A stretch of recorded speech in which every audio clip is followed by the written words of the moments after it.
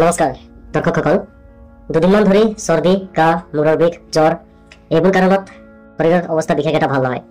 অকল মোৰেই নহয়, মোৰ ১.৫ বছৰীয়া সন্তান দিব্যাংশৰো খাবলৈ মন নোযোৱা, বমি ভাৱ হোৱা, শৰীৰটো গৰম হৈ থকা তেনেকুৱা এটা কণ্ডিশ্যন চলি আছে। হয়তো আপোনালোক বহুতৰে ঘৰত এনেকুৱা সমস্যাবোৰ দেখা পোৱা গৈ আছে। এতিয়া গ্ৰীষ্মকালত সাধাৰণতে ভাইৰাছবিলাকৰ পৰিৱেশ সলনি হ'বলৈ আৰম্ভ কৰে।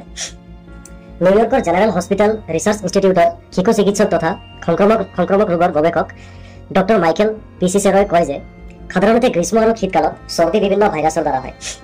আমি যেতিয়া গ্ৰীষ্মকালীন চৰ্দিৰ কথা কওঁ, তেতিয়া এই চৰ্দিসমূহ জ্বৰ সাধাৰণতে এণ্টেৰো ভাইৰাছৰ সংক্ৰমণৰ বাবে হয়।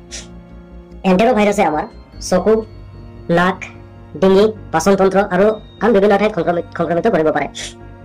কেইটামান এণ্টেৰো ভাইৰাছে পলিঅ'ৰো সংক্ৰমণ কৰে, কিন্তু আজিকালি ভেকচিনৰ প্ৰয়োগৰ দ্বাৰা প্ৰায় দেশসমূহত পলিঅ'ৰ প্ৰভাৱ নাইকিয়া হৈ পৰিছে। এণ্টেৰো ভাইৰাছসমূহ হৈছে ৰাণু ভাইৰাছৰ পিছতেই সংক্ৰমণ ঘটাব পৰা দ্বিতীয়বিধ ভাইৰাছ। এই এণ্টেৰো ভাইৰাছৰ দ্বাৰা গোটেই দেশজুৰি প্ৰায় ১.৫ কোটি মানুহ প্ৰভাৱিত হয়, আৰু এই সংক্ৰমণ জুনৰ পৰা অক্টোবৰ মাহৰ ভিতৰত দেখিবলৈ পোৱা যায়।